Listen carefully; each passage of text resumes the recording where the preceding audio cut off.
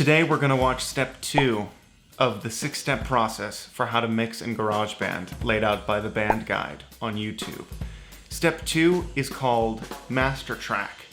And I don't even know what that means. I don't know if that's one track of your session that you use as a reference point for volume or panning, or if that means a duplicate of your entire project file that you use somehow as a reference point as you move forward. I don't know, but I know I'll figure it out as soon as we jump in. Let's go. All right, so we'll start with the song. So this is the static mix that we finished with in the last video. You think you're gone, but you're not so low, yeah, you're not so far. I'm gonna pull up my EQ here. We want our cuts to be pretty narrow and we want our boost to be pretty wide. So we're just gonna kind of scan for frequencies that sound a little bit weird to us, and we're gonna cut those just a little bit. You think you're gone, take you higher, higher, oh my love. Higher, higher, oh I'll take you higher, higher, oh my love. Okay, let's see if I can pick anything up here. Like that. Unless you run away,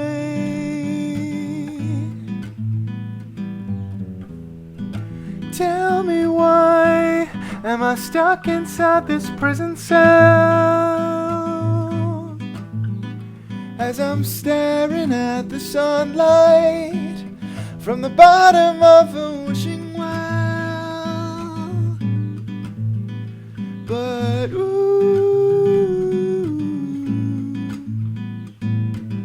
what would it matter if it's all just a dream now?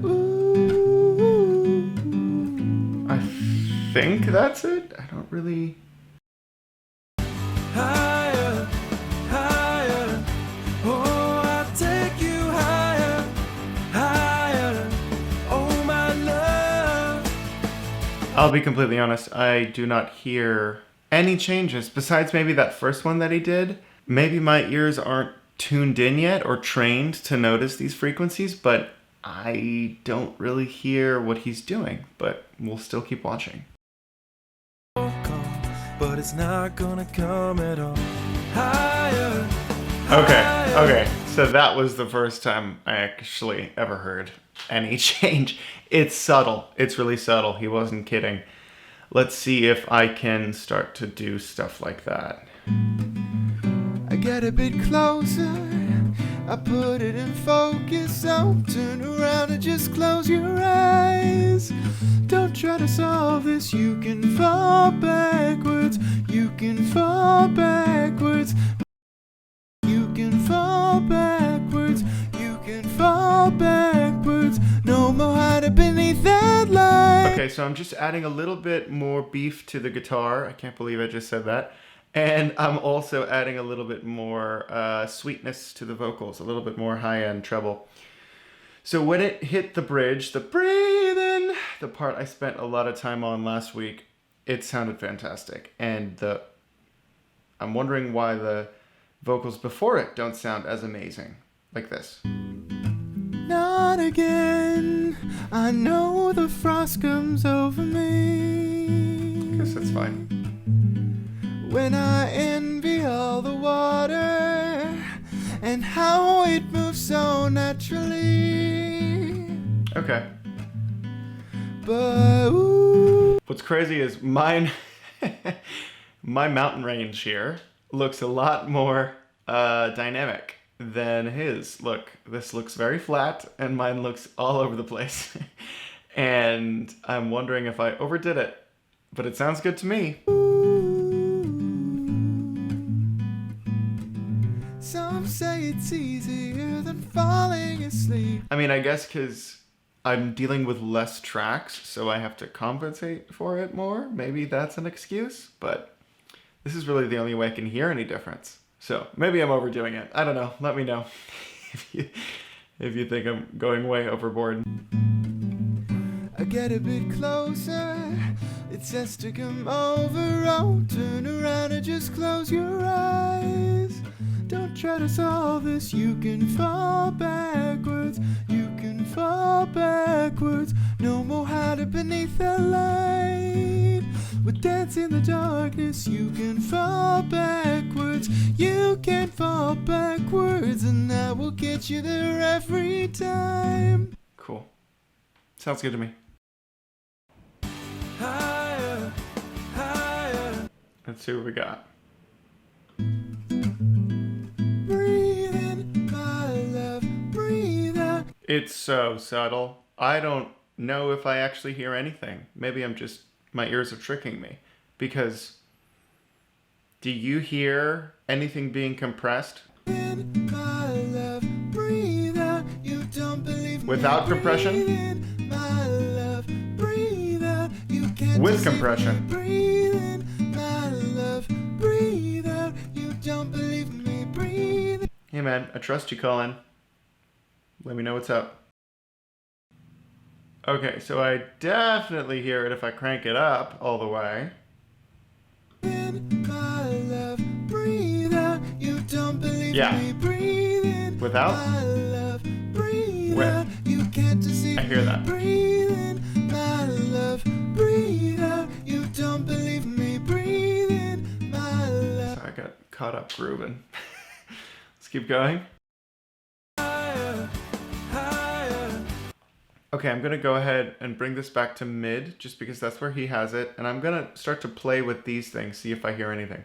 Ready? In. My love, breathe out. You don't believe me. Breathe in. My love, breathe out. You can't deceive me. Breathe in. My love, breathe out. You don't believe me. Breathe in. My love, breathe out. You can't deceive me. Breathe out. I don't really hear a difference.